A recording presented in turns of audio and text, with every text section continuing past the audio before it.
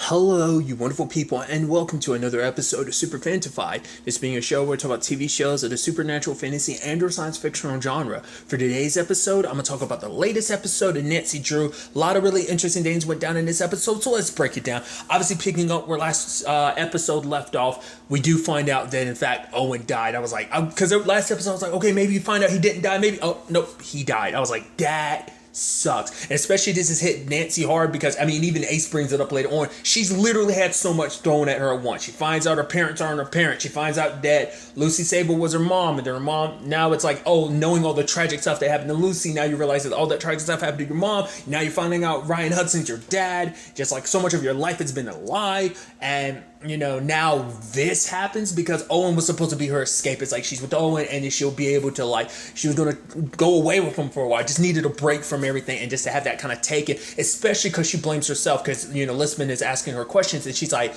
it was the Aglaika, it's because of me. Like, she blames herself. She's like, this is all that curse because of what she did. And it's like, you know, and now they're trying to like, okay, so how are we going to handle this whole situation? It's like, well, we could always talk to Owen, call his spirits. It's like, we're going to have another seance. It hasn't worked out too well for us. But then like, Bess is like, to be fair, we actually kind of gotten pretty good at it, but it's like, not really all the complications. It's like, well, there's no gold, I don't know why I said that, gold coins involved. So no amplifying the supernatural stuff. So it's like, all right, they're trying to reach out to Owen.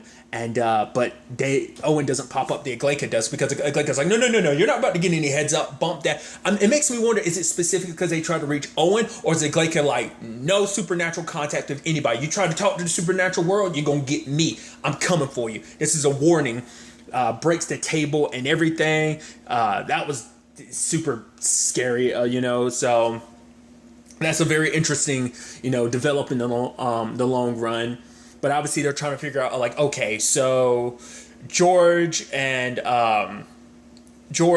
Nick go with Bess to check on the Marvins and everything like that, because like Bess is trying to help out her family, in particular Aunt Diane, during such a tragic time, because like Owen was her favorite and everything. So obviously this is also a chance, you know, to get close to her family. Like, you know, this is something she's kind of new to, like being surrounded by, you know, the family's going through a tragedy. She wants to do whatever she can to help. Except one of her cousins, what was her name?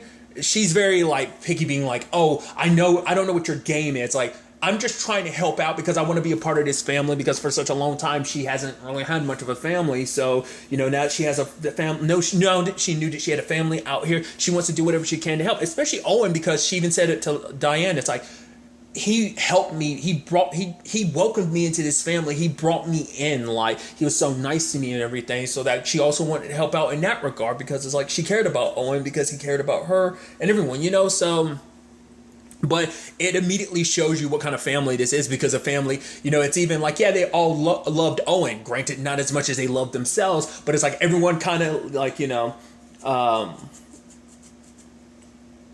everyone in that family it looks like they have this complicated thing of they do look out for each other while at the same time kind of only looking out for the best interest. It's a really interesting, almost oxymoron level of contradiction that the Marvin family seems like they represent. It's an interesting dynamic. I did like the fact is that Ryan did try to stop by to talk to Nancy, but Nancy wasn't going to talk to him, because it's like, yeah, I get what you're trying to do, but the fact of the matter is, I don't have time for you right now with everything that's going on. Besides, women in your life, things don't end up well. You kind of being with you, basically, almost kind of saying that Ryan's cursed, because all the women around you in your life kind of end up mess up. Whether it be Lucy, Tiffany, I don't want to be another one of those women, which George is like, oh, all the women in his life. And she was like, George, I didn't mean it. She's like, it's fine, whatever. It's like, that is going to be something we kind of talk about later on.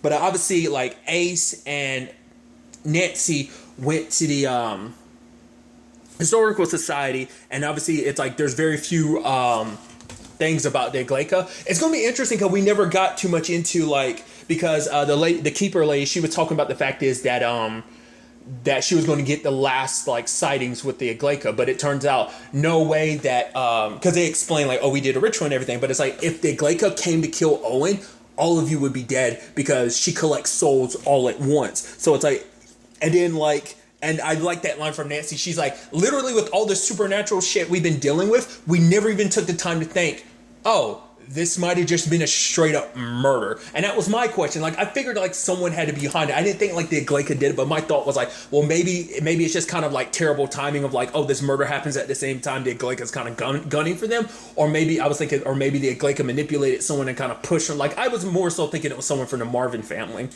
But it was an interesting development because obviously Ace and Nancy went over, well, because they had helped Elizabeth with the investigation, because they had went over to Owen's place and they saw a handprint on the window, so it meant someone was watching them.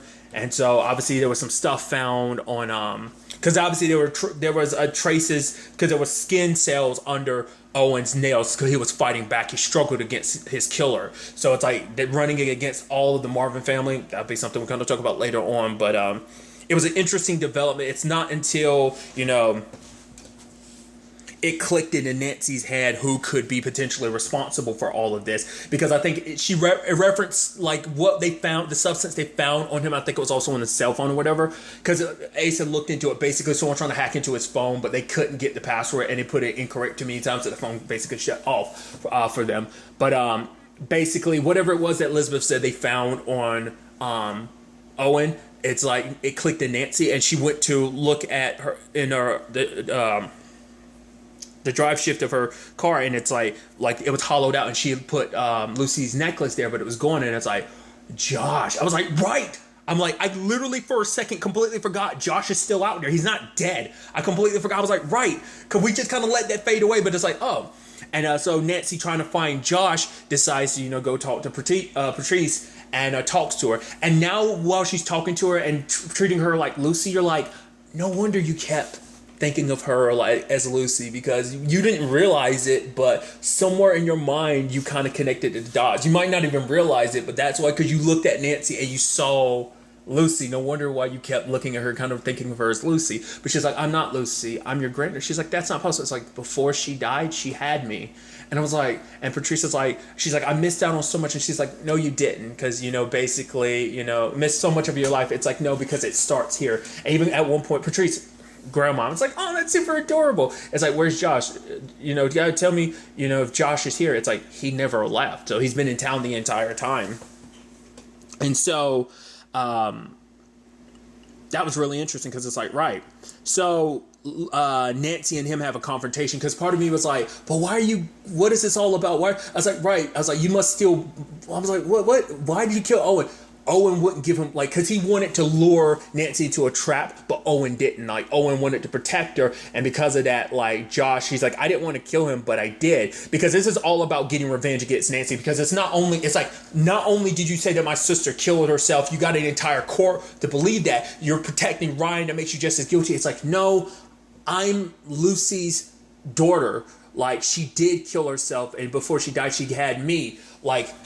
And obviously he didn't want to believe at first, but then it's kind of like, holy crap. Now that makes everything that he's done for nothing. Because sadly, Ryan didn't kill your sister.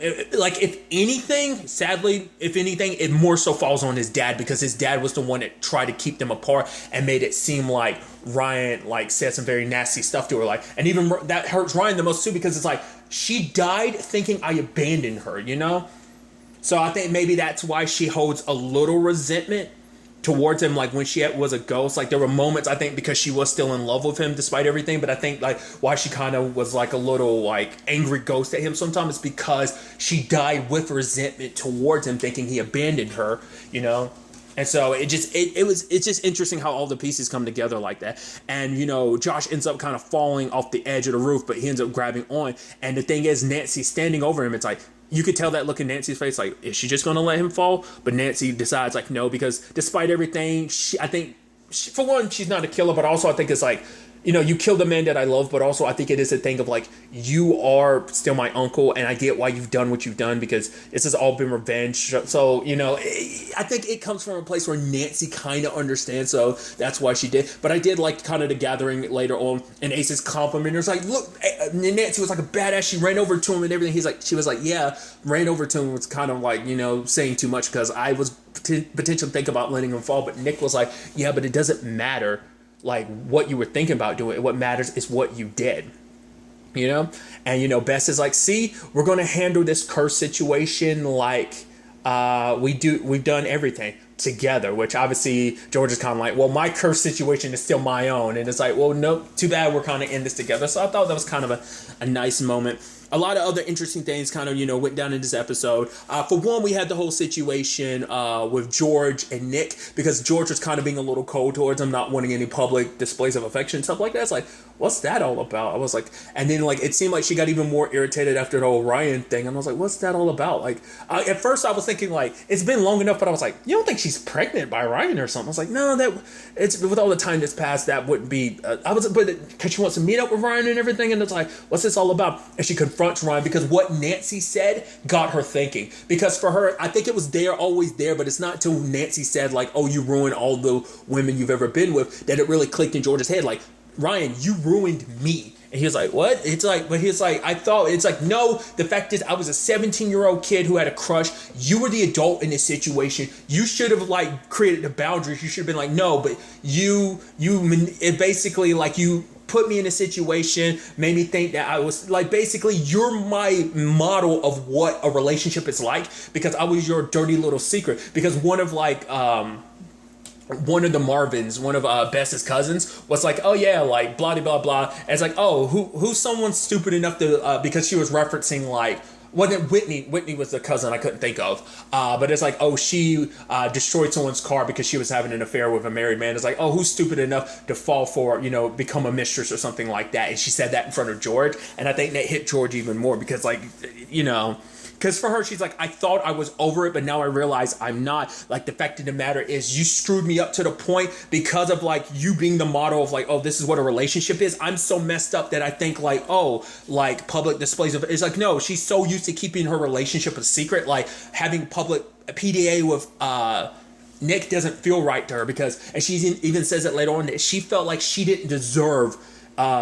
better, because, just of her relationship with Ryan. And, there's a part of you that's like, you kind of feel bad for him a little bit because it's like, she's kind of ripping into you. But majority of it's like, to be fair, he is a piece of shit for doing what he did. You were a kid and he's the adult. He took advantage of a situation. It's like, because she's like, oh, look at you trying to spin the whole thing to make you the victim. It's like, to be fair, Ryan's fucked up in his own right.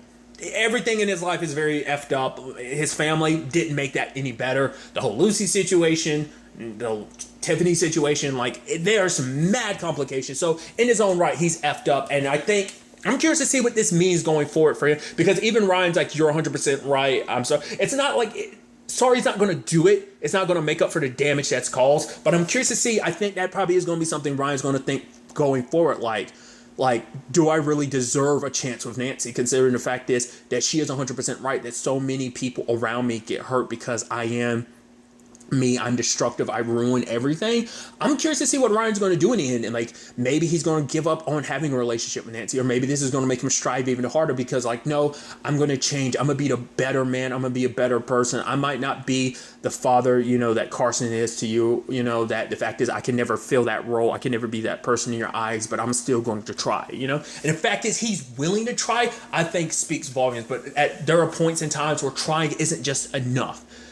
Actions speak louder than words type of situation, So it's definitely going to be curious to see how things kind of play out in the end. But I do think it is sweet, the whole George and Nick situation that, is like, she's like, now I realize like I deserve whatever it is I want. And it's like, it's like so much public display of affection that it makes other people sick, and I'm like, oh, that's so cool. It's nice to see that relationship kind of flourish. Speaking of relationships, part of me, it's super soon to throw this out there, but I'm like, you notice that the show has been kind of like pushing Ace and Nancy closer and closer. So part of me is like, is that going to be a future thing? I mean, like, obviously there's no Nick and Nancy anymore, but like, I get the feeling like they're setting that up. But especially because Ace, it's like, he's like, if you ever want to talk to, you can talk to me. And she's like, whenever I find the words, I make sure I'll talk to you, So it's like, I think that's kind of interesting. In the long run, like, I think that might be, like, which I always feel weird about that in these situations, because, I mean, literally, her boyfriend just got murdered, and for me to kind of be, like, already shipping her with someone else, but even prior to this, I was like, they've been, like, putting those two together, like, a lot recently, like, Ace and Nancy, kind of, especially alone working on stuff. That's why I'm like, it's gonna be interesting to see if that ends up being the direction they're heading with that. Maybe it just becomes, like, they become really good friends, but part of me thinks it might be more, maybe not, we'll kind of have to wait and see. But another interesting and complicated nature of this episode is the whole Elizabeth and Bess situation, because Bess is caught in that middle ground where it's like, obviously she wants to do whatever she can for her family, but it also compromises her relationship with Elizabeth, because it's like, obviously Diane is like, oh, I want to know what she knows. You want to be a part of the family so badly and everything. You'll do anything, right? Oh, do this. But now Bess is on the other side of things, being like, if there's some skeletons that come up about your family, because your family literally, because they ended up talking about it, it's like, oh, you get a painter for a picture of Owen for the Hall of Tragedies. You got an entire Hall of Tragedy. So it is a situation of like, they've definitely got some skeletons, because I've talked about it before. That's what made me think like this might have something that definitely has something to do with the Aglaika, because like Owen knows that their family has some skeletons, and he was bringing it up at one point in time, and like I said, like Bess was like, what were you saying? He was like, nothing. Like, he completely changed his subject, because I think he was reluctant, because obviously we know he made sure to kind of stay away from certain people in the family. Like, it's just probably like, it's probably a headache situation. Not necessarily that they're bad, but it's like, it is a family that's probably notorious, like the Hudsons, that will definitely look after its own, because even Isaac was like, yeah, we don't spill beans. And then like one of the cousins, she's like straight up like, what's her name? Was it Cassie or something like that? It's like blabbing her mouth off to like, George and Nick. So it's definitely going to be interesting with all of that, because I think it might, and I think I might have brought this up before, but I think in the long run, Bess is going to realize the Marvins aren't all they cracked up to be. Because the thing is, she's so intent on finding her family. It's like she finally found them and everything. Sadly, it's going to be that thing of like, you already have a family, you're friends, it's like, but it's not the same thing. Because even all of them had their family situation. I mean, to be fair, like, Nick's situation's complicated, but you get what I'm trying to say, though.